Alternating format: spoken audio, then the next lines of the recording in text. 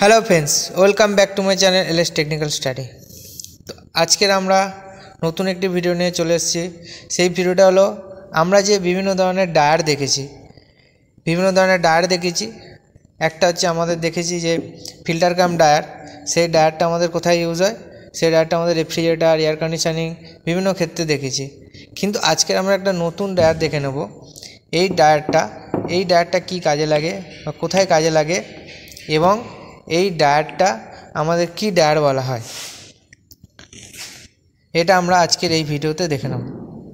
তো ভিডিওটি শুরু করার আগে একটাই কথা, ভিডিওটি দেখার পরে যদি ভালো লেগে থাকে তাহলে ভিডিওটি লাইক, শেয়ার, সাবস্ক্রাইব করবে। আর চ্যানেলে যদি নতুন হও তাহলে সাবস্ক্রাইব করবে আর পাশের বেল আইকনটি প্রেস করবে যাতে তোমাদের কাছে আমার ভিডিওর নোটিফিকেশানটা চলে যেতে পারে। তো আজকের আমাদের এই যে ড্রায়ার আছে,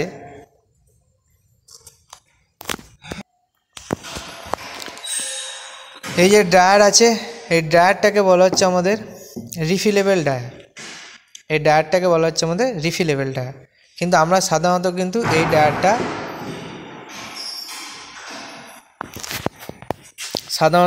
ডায়ারটা দেখতে পাই না। যে ডায়ারটা দেখতে পাই সেটা আমাদের হলো, সেই ডায়ারটা হলো এটা হচ্ছে এই যে সিল ইউনিট ডায়ার। এই সিল ইউনিট যে ডায়ার আছে, এই ডায়ারটাকে কিন্তু আমরা সাধারণত দেখতে পাই, এটাকে আমরা সিল ইউনিট বলে থাকি। সেকেন্ড এই যে একটা ডায়ার হলো, সেই ডায়ারটার নাম হলো আমাদের রিফিলেবল ডায়ার। রিফিলেবল কেন? আমরা জানি যে সিল ইউনিট ডায়ার যেটা আছে, যে সিল ইউনিট ফিল্টার কাম ডায়ারের ক্ষেত্রে আমরা কিন্তু আমাদের ওর মধ্যে যে সিলিকা জেল থাকে, ময়েশ্চার অ্যাবজর্বার, সেটা কিন্তু আমরা কোনোভাবে পুনরায় যদি নষ্ট হয়ে যায় তাহলে কিন্তু সেটাকে আমরা রিউজ করতে পারি না, সেটাকে আমরা রিফিল করতে পারি না। তার ফলে কী হয়, ডায়ারটা কিন্তু ইউজ অ্যান্ড থ্রো। ডায়ারটা একবার ইউজ করা হলো, তারপর কিন্তু আমরা সেটাকে ইউজ করতে পারবো না।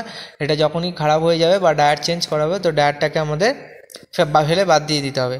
কিন্তু আমাদের এই রিফিলেবল ডায়ার কী হয়, রিফিলেবল ডায়ার ক্ষেত্রে আমাদের এর মধ্যে যে ময়েশ্চার অ্যাবজর্বেন্ট বা সিলিকা জেল যেটা আমরা সাধারণত ইউজ করি, সেই সিলিকা জেল ও ময়েশ্চার অ্যাবজর্বেন্ট যদি এর মধ্যে দেওয়া হয়, কিন্তু যখন এই সিলিকা জেল বা ময়েশ্চার অ্যাবজর্বেন্ট যখন থাকবে, যখন যদি কোনো কারণে নষ্ট হয়ে যায় বা যদি কোনো কারণে আমরা সেটাকে চেঞ্জ করি, তাহলে কিন্তু আমাদের এই ডায়ারটাকে কিন্তু চেঞ্জ করতে হবে না। এর মধ্যে যে সিলিকা জেল থাকবে, সেই সিলিকা জেলটা কিন্তু চেঞ্জ করলে হয়ে যাবে। কেননা তার কারণ এটাকে আমরা রিফিল করতে পারি। রিফিল করা মানে কি? রিফিল করা মানে এটা হলো যে এর মধ্যে যে সিলিকা জেল থাকবে, সেটা আমরা যদি নষ্ট হয়ে যায় সেটাকে আমরা ফেলে দিয়ে বাইরে আবার নতুন করে সিলিকা জেল এর মধ্যে বা যে কোনো একটা ময়েশ্চার অ্যাবজর্বেন্ট, যেটা কিনা ময়েশ্চারটাকে অ্যাবজর্ব করে সিস্টেমটাকে ময়েশ্চার ফ্রি রাখবে। তো সেই জন্য আমরা এই ডায়ারের মধ্যে আমরা আবার পুনরায় নতুন করে সিলিকা জেল আমরা কিন্তু রিফিল করে আমরা কিন্তু আবার পুনরায় ডায়ারটাকে ইউজ করতে পারি। সেই জন্য আমাদের এই ডায়ারটার নাম হলো রিফিলেবল ডায়ার। আরেকটা যে ডায়ার আছে সেটা সিল ইউনিট ডায়ার। সেটা সাধারণত আমরা দেখলাম কোনো ছোটো ডোমেস্টিক ক্ষেত্রে ইউজ করা হয় বা ডোমেস্টিক মেশিনের ক্ষেত্রে, বিশেষ করে এসি, ফ্রিজ এইসবের ক্ষেত্রে কিন্তু দেখা যায়। আর এই রিফিলেবল ডায়ারটা বিশেষ করে কোনো কমার্শিয়াল মেশিন, যেমন আমাদের আইস ক্যান্ডি মেশিন বা আইস কিউব মেশিন, এইসবের ক্ষেত্রে কিন্তু আমাদের এই ডায়ারটা দেখা যায়। যেমন তার আমি একটা একদম লাইভ উদাহরণ দিয়ে দেখাচ্ছি। তো একটা আইস ক্যান্ডি মেশিন, তো এই আইস ক্যান্ডি মেশিনে দেখো এই যে ডায়ারটা ইউজ হয়েছে, এটা হচ্ছে রিফিলেবল ডায়ার। দুটো দেখো এখানে ফ্ল্যাট নাট দিয়ে কিন্তু কানেক্ট করা আছে, দেখতেই পাচ্ছ। তো এই যে আইস ক্যান্ডি মেশিন, আমরা আগের ভিডিওতে দেখেছি, আমার ভিডিও আইস ক্যান্ডি মেশিন সম্পর্কে যদি না তাহলে কিন্তু তোমরা যদি না দেখে থাকো আইস ক্যান্ডি মেশিন সম্পর্কে, তাহলে কিন্তু এই আইস ক্যান্ডি মেশিনের ভিডিও কিন্তু তোমরা কিন্তু ডেসক্রিপশন বক্সে দেওয়া আছে, ডেসক্রিপশন বক্সে লিঙ্ক দেওয়া থাকবে এবং আমার প্লে লিস্টে দেওয়া আছে, কিন্তু এই আইস ক্যান্ডি মেশিনের ভিডিও কিন্তু তোমরা দেখে নিতে পারো। তো সেটা বলছিলাম। তো এটা কিভাবে আমরা রিফিল করব, এটা আমরা এই যে দেখো দুটো থ্রেড নাট দেওয়া আছে। তো এটা কী হবে, এটা এই দুটো থ্রেড নাট আমাদেরকে ওপেন করলে আমরা কিন্তু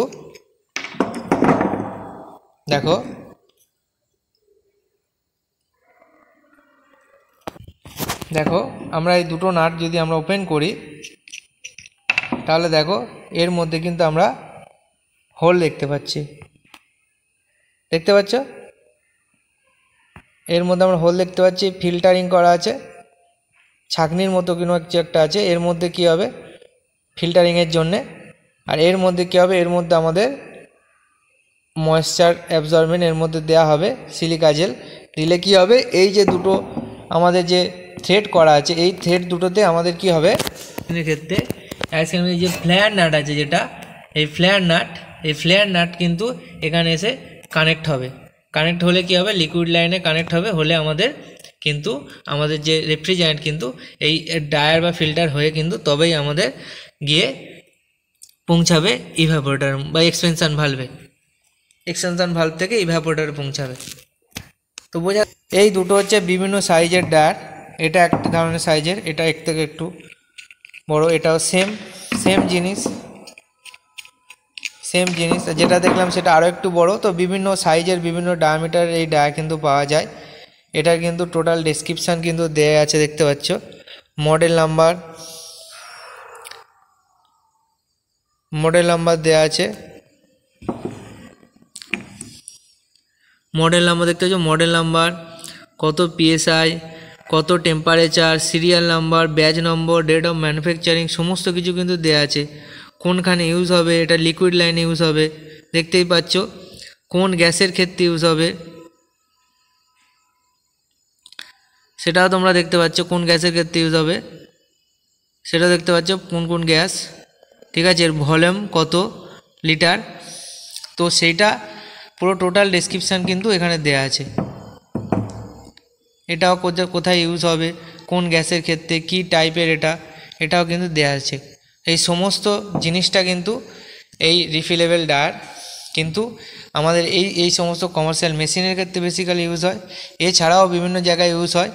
আর এটাকে আমরা কিন্তু রিফিল করতে পারি, ঠিক আছে, রিফিল করতে পারি সিলিকা জেল বা কোনো ময়েশ্চার অ্যাবজর্বেন্টকে আমরা রিফিল করতে পারি, আর ওই ডায়ারের ক্ষেত্রে রিফিল করতে পারি না। তো এটা আমরা পুরোপুরি দেখে নিলাম যে এই ডায়ারটার মধ্যে কি থাকে, ডায়ারটা কিভাবে ওপেন করা যায় এবং ডায়ারটাকে কীভাবে রিফিল করা যায় এর মধ্যে। আবার তারপর আমরা কিন্তু এর মধ্যে কি কিন্তু কোনো কিন্তু সিলিকা জেল বা কোনো কিন্তু ময়েশ্চার অ্যাবজর্বেন্ট এখন কিন্তু নেই, ঠিক আছে, কোনো ময়েশ্চার অ্যাবজর্বেন্ট নেই, সেটাকে আমরা কিন্তু রিফিল করে আবার ইউজ করতে পারবো।